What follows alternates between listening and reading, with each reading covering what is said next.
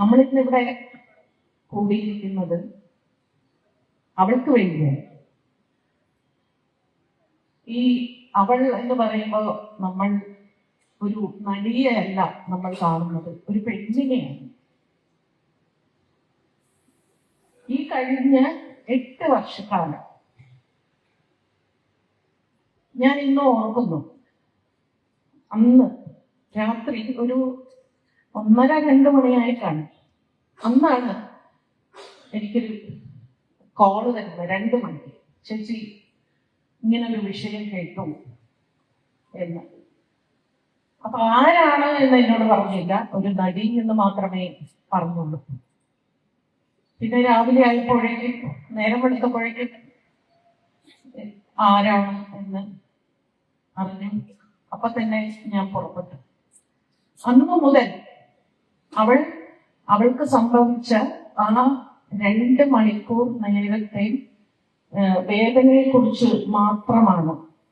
അവൾ അപമാനിക്കപ്പെട്ട് ആ തെരുവിൽ വട്ടം ചുറ്റിക്കൊണ്ടിരിക്കുകയായിരുന്നു. ആ കാർ ഏകദേശം 2 മണിക്കൂറോളം. അതിനെക്കുറിച്ചാണ് അവൾ പറഞ്ഞത് മുഴുവൻ. ഈ 2 മണിക്കൂറും ഈ കാറ് അവർ അവളെ ഉപദ്രവിച്ചുകൊണ്ടിരിക്കുമ്പോ അവളുടെ അമ്മ അവള് എറണാകുളത്ത് എത്തിയോ എന്നറിയാൻ വിളിച്ചുകൊണ്ടേയിരിക്കുന്നു. അത് അന്ന് അവൾക്ക് അതിനെക്കുറിച്ച് മാത്രമേ പറയാനുണ്ടായിരുന്നുള്ളൂ. പക്ഷെ എന്ന് നിയമപരമായ ഒരു പോരാട്ടത്തിന് അവൾ കോടതി കയറിയോ, അന്ന് മുതൽ ഈ 8 വർഷക്കാലം അവൾ അപമാനിക്കപ്പെട്ടുകൊണ്ടേയിരിക്കുകയായിരുന്നു. 9 പേർ മാറി മാറി മാറി മാറി വാക്കുകൾ കൊണ്ട് ആ 2 മണിക്കൂർ ആ വൃത്തികെട്ടവൻ ചെയ്ത പ്രവൃത്തികൾ ഇവർ വാക്കുകൊണ്ട് അവളോട് ചെയ്തുകൊണ്ടേയിരുന്നു. വെർബൽ റേപ്പ് എന്ന് പറയുന്നത്.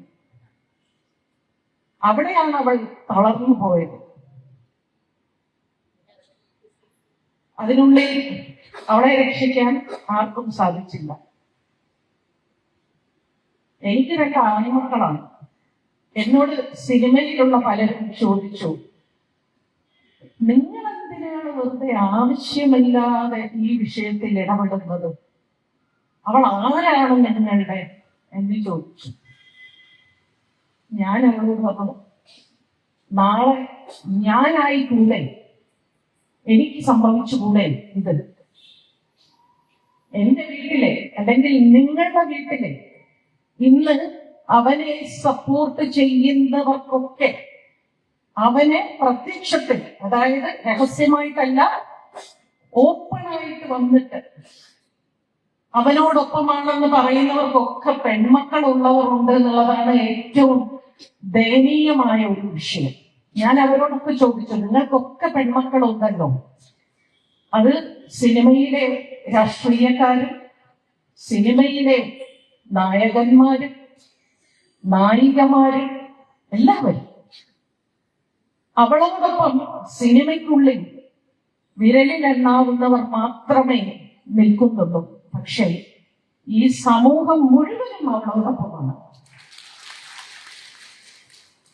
ഇന്ന് കേരളത്തിൽ ഞാൻ ദിവസവും അവൾക്ക് ഓരോരുത്തരും കേരളത്തിൽ അങ്ങേയറ്റം മുതൽ ഇങ്ങേയറ്റം വരെ അവളോടൊപ്പം എന്ന് പോരാട്ടം നടത്തിക്കൊണ്ടേയിരിക്കുന്ന ഓരോ പോസ്റ്റുകളും ഞാൻ അവൾക്ക് അയച്ചു കൊടുത്തുകൊണ്ടേയിരിക്കുക. കാരണം അവൾക്ക് ധൈര്യം കൊടുക്കുക എന്നുള്ളത് നമ്മളുടെ എല്ലാവരുടെയും ആവശ്യമാണ്. അതൊരു പ്രശസ്തയായവളായതുകൊണ്ടല്ല, ഒരു നടി ആയതുകൊണ്ടല്ല.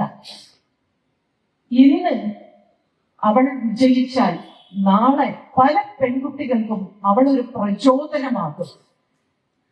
അവൾ ഈ സമൂഹത്തിന് ഒരു മാതൃകയാകും. ഇനിയും ഇത്തരത്തിലുള്ള അതിജീവിതമാർ നമ്മുടെ നാട്ടിൽ ഉണ്ടാവില്ല എന്ന് നമുക്ക് യാതൊരു ഉറപ്പുമില്ല.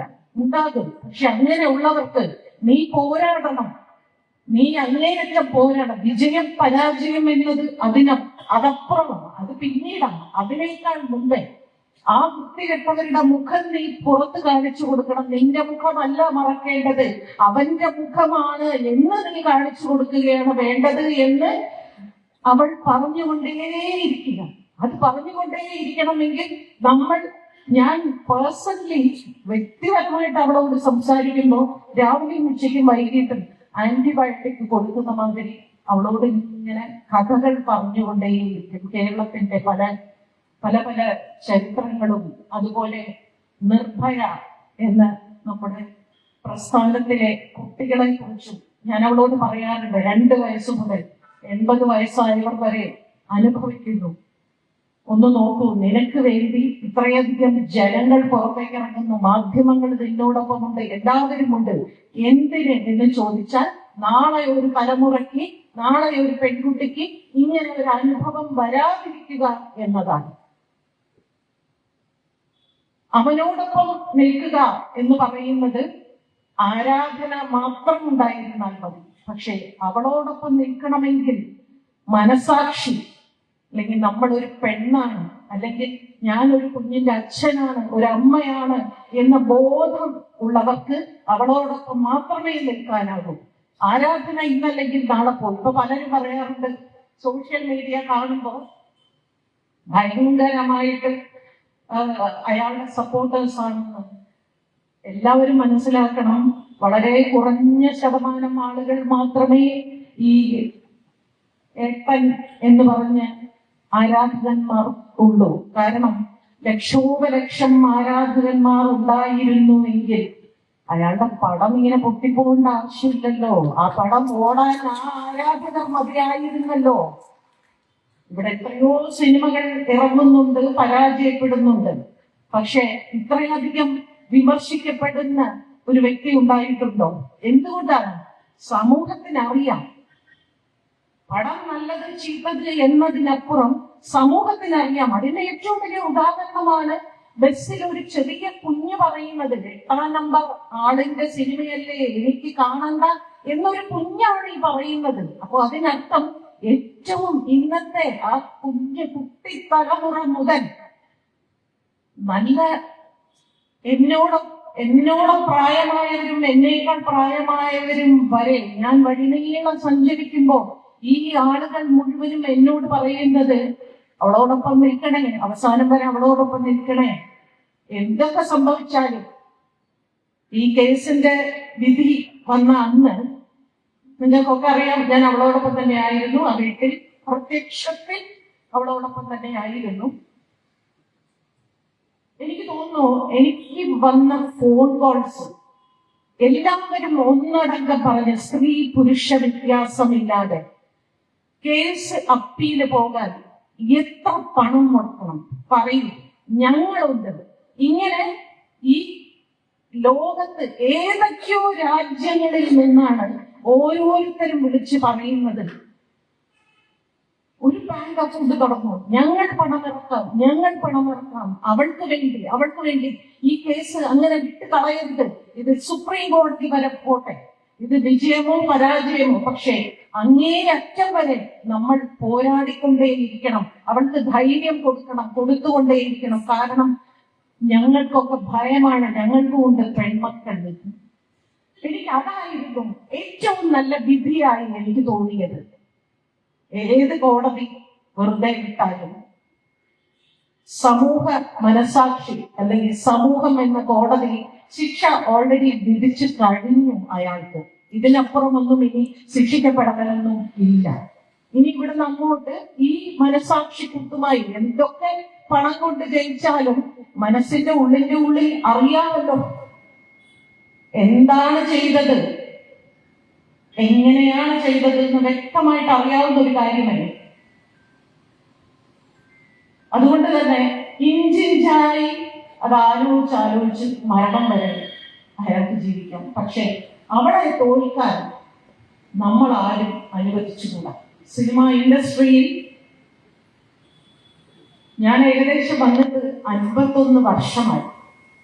ഈ 51 വർഷത്തിൽ ചിലരൊക്കെ പറയുന്നുണ്ടായിരുന്നു, ഇപ്പൊ അവര് പടമൊന്നും ഇല്ലാത്തത് കൊണ്ടാണ് അവര് ഇത്ര ധൈര്യത്തോടുകൂടെ മുന്നോട്ട് വന്ന് പലരെയും എതിർക്കുന്നത്.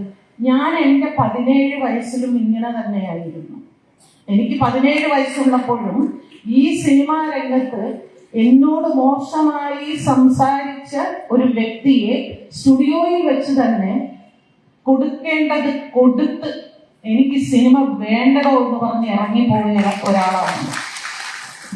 പക്ഷെ സിനിമയ്ക്ക് എന്നെ മാറ്റി നിർത്താൻ സാധിച്ചില്ല. കാരണം എനിക്ക് എന്നിലുള്ള ആത്മവിശ്വാസം അതാർക്കും ഊതിക്കെടുക്കാൻ പറ്റില്ല. ഇനി ആരുടെയൊക്കെ ഭീഷണിയാണെങ്കിലും ഇപ്പോഴും എനിക്ക് ഭീഷണി വന്നല്ലോ, ഇപ്പോഴും എന്റെ ഫോണിൽ കൂടെ ഭീഷണിപ്പെടുത്തുന്നുണ്ടല്ലോ. അതൊന്നും ഞാൻ വകവയ്ക്കാതിരിക്കുന്നത് ഒരുപക്ഷെ ജന്മന എന്റെ ഉള്ളിലുള്ള ഈ ഒരു പോരാട്ട വീര്യമായിരിക്കാം. ഇന്ന് തീർച്ചയായും ചില രാഷ്ട്രീയ പാർട്ടികൾ വളരെ ഓപ്പണായിട്ട് പറയുകയാണെങ്കിൽ തന്നെ കോൺഗ്രസ്, BJP പോലെയുള്ള പാർട്ടികളിൽപ്പെട്ട ആളുകൾ അവളെ വളരെ രൂക്ഷമായി പരിഹസിക്കുകയും അവൾക്കെതിരെ പോസ്റ്റുകൾ ഇടുകയും ചെയ്യുന്നത് കാണുന്നുണ്ട്. അതിലൊന്ന് ഞാൻ മനസ്സിലാക്കുന്നത്, നാളെ ഇവരുടെയൊക്കെ മുമ്പിൽ ഒരു പെണ്ണ് ഇതുപോലെ നിരാദരവായി ചെന്ന് നിന്നാൽ എന്തായിരിക്കും ആ പെണ്ണിന്റെ അവസ്ഥ എന്നാണ് ഞാൻ ആലോചിക്കുന്നത്. അങ്ങനെ ഒരു അവസ്ഥ വരാതിരിക്കട്ടെ എന്നുകൂടി ഞാൻ ആഗ്രഹിക്കുന്നു. അതുകൊണ്ട് എന്നെ സംബന്ധിച്ച് എന്താണ് സംഭവിക്കാൻ പോകുന്നത്? എന്നെ ഭീഷണിപ്പെടുത്തിയത് കൊണ്ട് കൊല്ലുമോ? ഭയന്ന് 100 വയസ്സ് വരെ ജീവിക്കുന്നതിനേക്കാൾ ധൈര്യത്തോടുകൂടി ഒരു ദിവസം ജീവിച്ചാൽ മതി എന്ന് വിശ്വസിക്കുന്ന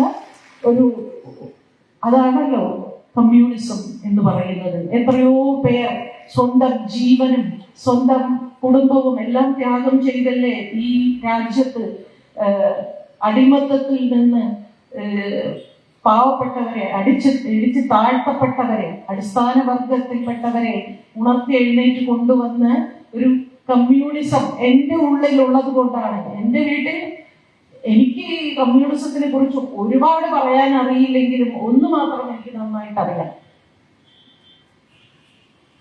എപ്പോഴും അടിച്ചമർത്തപ്പെട്ടവന്റെ കൂടെ നിൽക്കുക, അവനെ കൈപിടിച്ചുയർത്തുക, അവനോടൊപ്പം കൈപിടിച്ച് അവനോടൊപ്പം നടക്കുക. അതാണ് ഞാൻ ജീവിതം കൊണ്ട് പ്രവർത്തിച്ചുകൊണ്ടിരിക്കുന്നത്. അതുകൊണ്ട് തന്നെ ഈ ഭീഷണിയോ അല്ലെങ്കിൽ ഈ ഭയപ്പെടുത്തലോ ഒന്നും ഞാൻ വകവയ്ക്കുന്നില്ല എന്ന് തന്നെ പറയുന്നു. മാത്രമല്ല, ഇപ്പോ എനിക്ക് തോന്നുന്നു അവളെ കൊണ്ടൊരു 3 പ്രാവശ്യം CM-നെ കാണാൻ പോയിരുന്നു. എന്തിനാണ് ഇങ്ങനെ ഇടയ്ക്കിടയ്ക്ക് CM-നെ കാണാൻ പോകുന്നതെന്ന് ചിലരൊക്കെ എന്നോട് ചോദിച്ചു.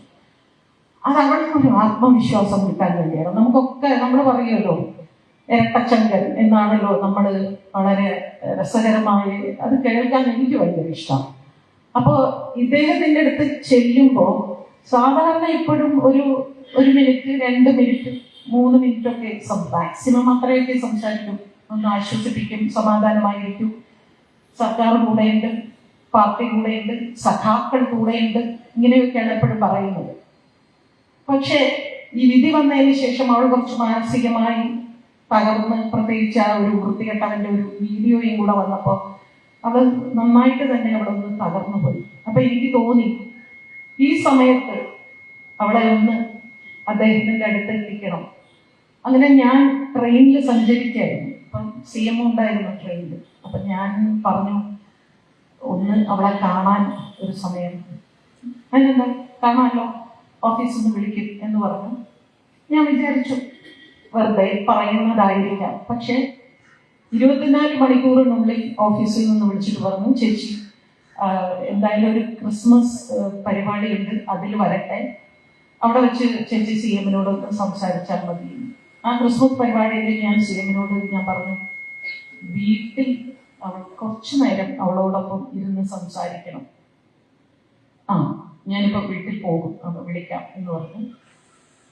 കുറച്ചു കഴിഞ്ഞപ്പോൾ ആരും അറിയാതെ, ഒരു മാധ്യമങ്ങളും അറിയാതെ, വളരെ ഇതിനൊരു കുട്ടിഘോഷിക്കലോ ഒന്നുമില്ലാതെ ഞങ്ങൾ 2 പേരും CM-നെ കാണാൻ പോയി. ചേച്ചി ഉണ്ടായിരുന്നു. എനിക്ക് തോന്നുന്നു ഒരു 3/4 മണിക്കൂറോളം അവളോട് ഇരുന്ന് സംസാരിച്ചു. ഇത്രയധികം സംസാരിക്കുന്ന ഒരു സിനിമനെ ഞാൻ കണ്ടിട്ടില്ല. കാരണം അദ്ദേഹത്തിന് തോന്നി അവൾ നിൽക്കുന്ന ഒരു മാനസികാവസ്ഥയിൽ അവളോട് അത്രയും സംസാരിച്ചാൽ മാത്രമേ അവൾക്കൊരു ആശ്വാസമോ ഒരു ധൈര്യമോ അവൾക്ക് ഉണ്ടാകുള്ളൂ എന്ന് അദ്ദേഹത്തിന് തോന്നി. അങ്ങനെ അദ്ദേഹം അവളോട് കുറേയധികം കാര്യങ്ങൾ, പല ഉദാഹരണങ്ങളും ഒക്കെ സംസാരിച്ചു.